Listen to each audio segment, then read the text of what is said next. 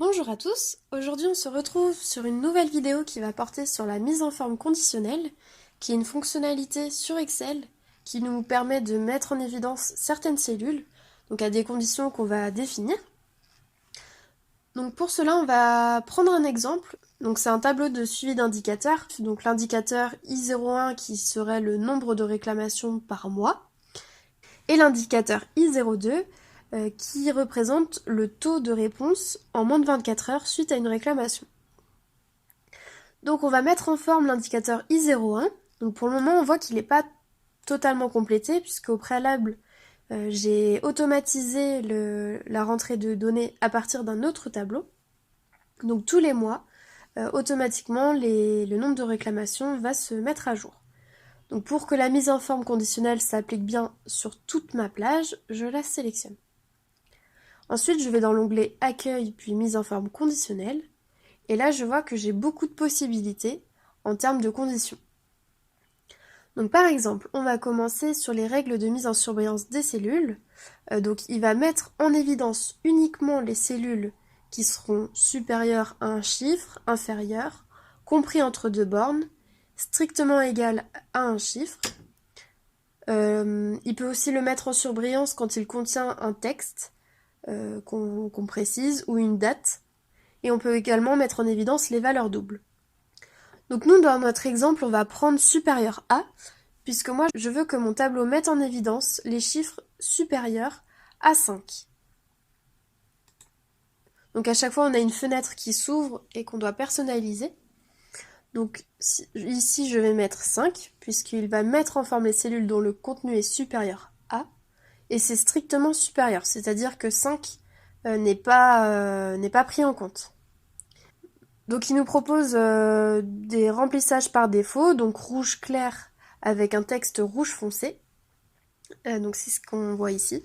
Mais on a également du jaune, du vert, et on peut même personnaliser le format. Donc moi je vais laisser en rouge parce que c'est un indicateur qui doit m'alerter. Et je clique sur OK.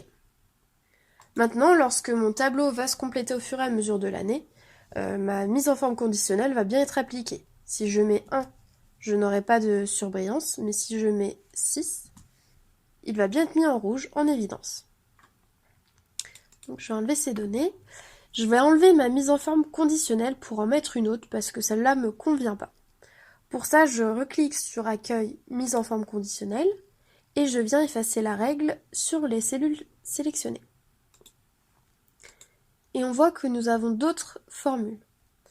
On peut mettre en évidence des valeurs de plage haute, basse, c'est-à-dire qu'on peut mettre les 10 valeurs les plus élevées, le 10% les plus élevés, 10% les moins élevés et 10 valeurs les moins élevées, les valeurs supérieures à la moyenne, inférieures à la moyenne, qu'il calcule automatiquement. Mais à chaque fois, on peut personnaliser. Par exemple, les 10 valeurs les plus élevées, moi, ça va pas m'intéresser, c'est trop important. Donc en cliquant dessus, il nous propose directement de personnaliser. Moi je veux uniquement les 3 valeurs les plus élevées. Et toujours le remplissage qu'on peut personnaliser. Et je clique sur OK. Une fois encore, quand mes données apparaîtront au fur et à mesure de l'année, la mise en forme s'adapte. Donc si au mois de juin j'ai 8 réclamations, il va faire partie de mon top 3. Et donc le 2 qui était avant en rouge ne le sera plus. Donc je vais enlever cette donnée, je vais enlever le filtre à nouveau. On a également d'autres mises en forme possibles, notamment les barres de données. Donc je vais en mettre une en place pour qu'elle soit bien visible. Donc la barre va être pleine dans la cellule où la valeur sera maximum. Nous, nos valeurs pour le moment vont de 1 à 10. Donc 10, c'est ma valeur la plus élevée. La barre va être pleine. 5, c'est celle qui se situe entre 1 et 10, donc la barre va être à moitié. Et 1, c'est ma valeur la plus basse. Si je change et que je mets 20 réclamations, là ce sera le 20 qui sera le maximum, 10 qui sera compris entre 1, ma valeur minimum, et 20, ma valeur maximum. Donc je vais enlever mon filtre pour vous montrer une autre fonctionnalité, les nuances de couleurs. Donc on peut mettre en évidence un moyen de couleur. soit il va mettre en vert les valeurs les plus fortes et mettre en rouge les valeurs les plus faibles, ou l'inverse, c'est-à-dire mettre en rouge les valeurs les plus fortes et vert les valeurs les plus faibles. Dans certains cas, le fait d'avoir une valeur élevée est positif, mais moi dans mon cas, j'aimerais bien limiter le nombre de réclamations, et donc un chiffre élevé, c'est pas un bon indicateur pour moi. Donc il faudra le mettre en rouge. Donc si on prévisualise la première échelle de couleurs, qui est vert, jaune, rouge, là il va mettre les plus petites valeurs en rouge. Donc là mon 1 est en rouge alors que c'est un bon indicateur, donc c'est pas adapté. Si on prend celui d'à côté, qui est l'échelle de couleurs rouge, jaune, vert, là on voit bien qu'il me met le 10 en rouge et le 1 en vert. On a d'autres possibilités de couleurs, notamment avec du bleu et du rouge, ou juste une échelle de 2 couleurs entre vert et blanc. Mais on a la possibilité, encore une fois, de personnaliser. Donc on va dans nuances de couleurs, autres règles. Donc nous on va prendre une échelle à 3 couleurs, comme c'est le cas ici avec le rouge, le jaune et le vert. Et donc la valeur qu'on va rentrer au milieu, c'est la valeur à partir de laquelle on va tendre plutôt vers le rouge ou plutôt vers le vert. Donc si par exemple on souhaite qu'il nous alerte avec des couleurs plus chaudes à partir de 3 réclamations, il faudra modifier le milieu en écrivant 3.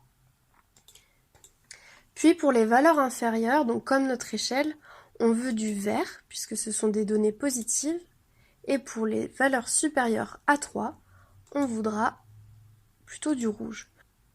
Mais on aurait pu mettre une autre couleur, mais c'est vrai que d'opposer des couleurs chaudes à des couleurs froides, c'est plutôt visuel. Donc on peut garder ces coloris. Donc on voit bien que quand il sera 3, ce sera jaune. Au-delà, on va aller dans les tons orange, voire rouge. Et si le chiffre est inférieur à 3, ce sera plutôt dans les verts clairs, vert foncé. On l'applique et on voit comment ça apparaît. Donc je vais enlever mon filtre pour vous présenter la dernière possibilité. Et ce sont les jeux d'icônes. Donc là c'est intéressant pour les données relatives à l'évolution, par exemple avec les flèches. Mais on a d'autres styles de formes comme des cercles, des indicateurs, des drapeaux. On a également des étoiles, mais aussi d'autres formes, qu'on peut également personnaliser en cliquant sur Autres règles. Donc par défaut, on a bien le jeu d'icônes. On peut choisir notre style d'icône, donc on retrouve les icônes qu'on a vues précédemment. Moi, je vais choisir les étoiles. Et là, on va voir que l'icône peut prendre 3 formes, soit totalement vide, soit à moitié, soit complètement pleine. Et donc là, on voit qu'on peut personnaliser comme on veut.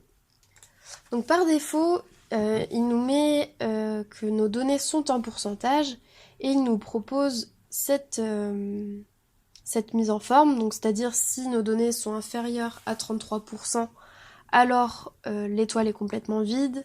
Si les données sont comprises entre 33% et 67%, alors c'est à moitié plein. Et si la valeur est supérieure ou égale à 67, alors l'étoile est pleine. Donc déjà on va modifier, on va mettre que nous avons des nombres et non pas des pourcentages.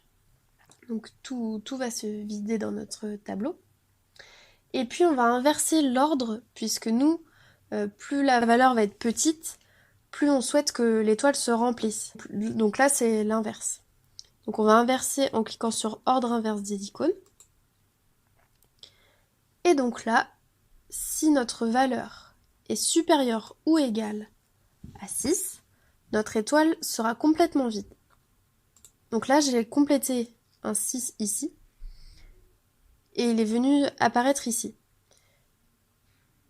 Donc si ma valeur est inférieure à 6 et supérieure ou égale à 4, alors mon étoile sera à moitié remplie, ou à moitié vide, ça dépend comment on voit les choses. Et là aussi, mon 4 est venu apparaître ici, c'est-à-dire que si mes données sont inférieures à 4, alors l'étoile sera remplie. On clique sur OK. Et donc là, on voit bien que les données inférieures à 4 ont une étoile complète, que les données comprises entre 4 et 6 sont à moitié remplies et que les données supérieures à 6 ont une étoile vide. On aurait pu faire apparaître uniquement l'icône. Donc pour modifier une règle déjà mise en place, on va dans Gérer les règles. Et donc là, on voit bien que notre règle est appliquée. On double-clique dessus ou on clique sur Modifier la règle. Et ici, on peut cliquer sur Afficher l'icône uniquement. Comme ça, on ne voit plus nos valeurs. Et on clique sur OK. Et on valide. Donc des fois, ça peut être utile de faire disparaître les données. Parfois, on préfère les avoir sous les yeux. Ça dépend vraiment de nos usages.